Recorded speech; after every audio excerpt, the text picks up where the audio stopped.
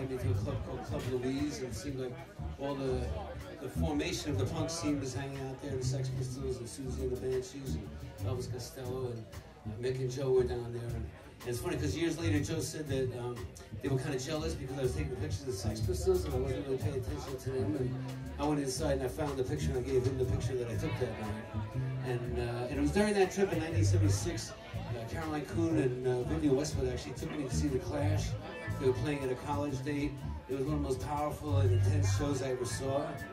And I really didn't know much about them, and I was only in England every once in a while, every once a year practically. I think that was my first trip. And I came back a year later and I called the record company and said I wanted to see the band. I was really excited about them, and they said, well, the band doesn't work with the record company. We can't get in touch with them, we can help you. And I said, well, I'll buy a ticket on the sidewalk to see them because I really like them. And so they told me where they were playing. I went to Edinburgh. And the luck of my kind of life is that when I showed up at the hotel, Mick and Paul were getting something at the desk, and Mick recognized me from the year earlier, and he said, you're that guy from New York, right, the photographer? And I said, yeah, I am. And Paul said, well, you better watch out for us, because we're cunts. I said, well, you'll look it, you know? And so we became friends after that. And they brought me to the manager, they got me passes. I spent the next couple of days with him. And I came back 6 months later in the summer, and I went and looked up the Clash again. I think in Glasgow that time I saw him. And I didn't see him after the show because I think Joe and Paul got arrested because the cops were fighting with some of their fans, and they tried to pull the cops off, so the cops arrested the band. You know? And anyway, but I did meet him a couple nights later. After the gig, everybody was having drinks in the hotel lobby and in the bar there. And when the bar closed, Joe wanted to know who I was, and he took me up to the room and we started talking. And he started playing a Bruce Springsteen record, the song Racing in the Street.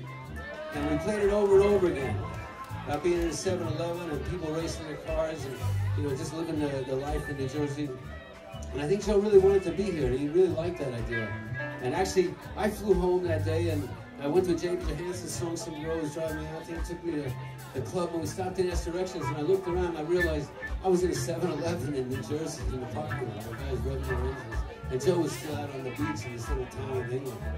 But when they came to New York, I was one of the few people in New York that they knew, and I had a pretty cool car, an 1854 Buick, and I drove them around, and they had seen the movie Taxi Driver, and that was their image of New York, that New York at night with the steam coming out of the street, and they wanted me to take some pictures with the steam coming up, but we had to drive around for hours because it was September, and you only had steam in the winter, actually, you know, but we found some, and then we went down to Grand Street to get something to eat to the festival that was on, but the festival was closed because it was a rainy night.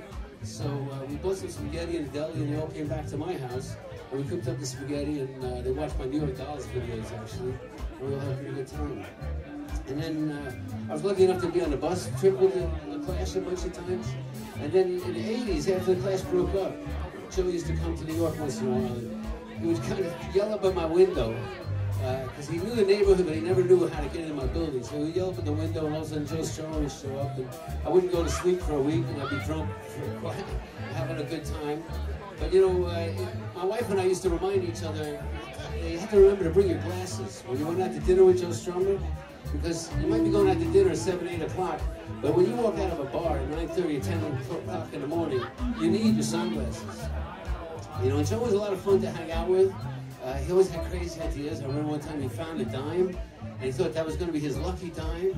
It was going to bring him luck, and so he put it in his pocket, and he took it out to show to me a couple hours later. He said, I got this lucky dime. He said, oh my God, I have 2 dimes in my pocket. I don't know which one is the lucky one. And I said, well, Joe, it already got doubled. You got 2 dimes. That's your luck, man, you know. And there was a funny time when he was here in New York. He was in a Robert Frank movie. I think it was called Magic Mountain or something like that. And Joe had to play the part of a New York guy. And he was trying to get the New York accent. He had a very English accent. And he said to me, like, you know, let me practice. What's an average thing a New Yorker guy would say, you know? And I said, well, like, fuck you. I don't know. You already know how to say that, you know? I said, I don't know, you want a cab or something? He said, no, that's not right. I said, well, what, like, you know, I don't know, what New York thing, like, you know, hey, you want a bagel? And so for the next 3 or 4 days, he was practicing, hey, you want a bagel? And every 20 minutes, we're walking down the street going, hey, Bob, you want a bagel? No, that's very English sounding, and he had to keep getting it because he really didn't get it right for a while. But you know, he had a unique view of the world. He liked reflections and things. One time he was here, he always would buy cameras. Like Joe was really visual, and actually a lot of his friends are photographers. And he himself would buy cameras and take pictures of things.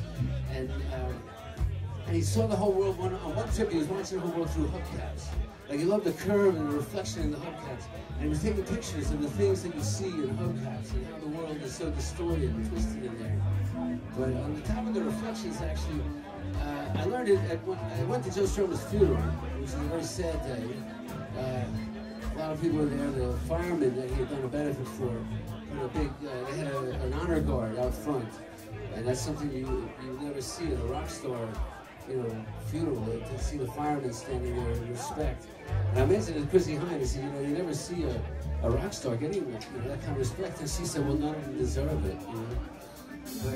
But I learned a couple of things that day because Paul Simon was talking about how when the Clash started and they were on their way to rehearsal one day and they didn't have any money. But Joe had gotten some money from it because he was on the dole, but Paul didn't have any money. And he saw a store that had these really cool aviator mirror glasses.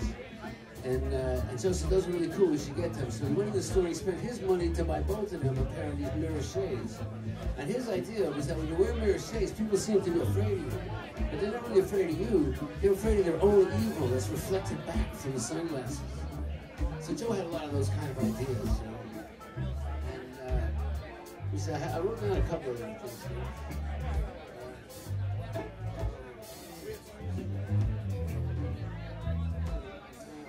Oh yes, one thing is, I mentioned a couple times, Joe's, a lot of people think of Joe as a rock star or a pop star, but he was once in a bar with Michael Hutchence. I think they were out in Nashville or Memphis someplace, and a lot of girls were coming on to Michael Hutchence. Some of these young girls coming up to him, and not really talking so much to Joe, but coming on to Michael Hutchence. And so Joe said to Michael, it must be really cool to be a rock star like that and get all the girls. And Michael said, well, Joe, you're a rock star. I mean, you must know what it's like. And Joe said, no, I'm not a rock star. I'm just the voice of a generation. He got his share of women. He had a good time, But anyway, those are a couple of memories of Joe. I wish he was here today. He left far, far too soon. He was the leader of the pack. He was the strongest one. And then one Sunday afternoon, he laid down on his couch and he just never woke up. And there's just something wrong about that. It's really nice to see 10 years later so many people still believe in him and believe what he said. Like what Joe Strummer said, he said, without people, you're nothing. That people can do anything, and the future's unwritten. So go and write yourself a good future.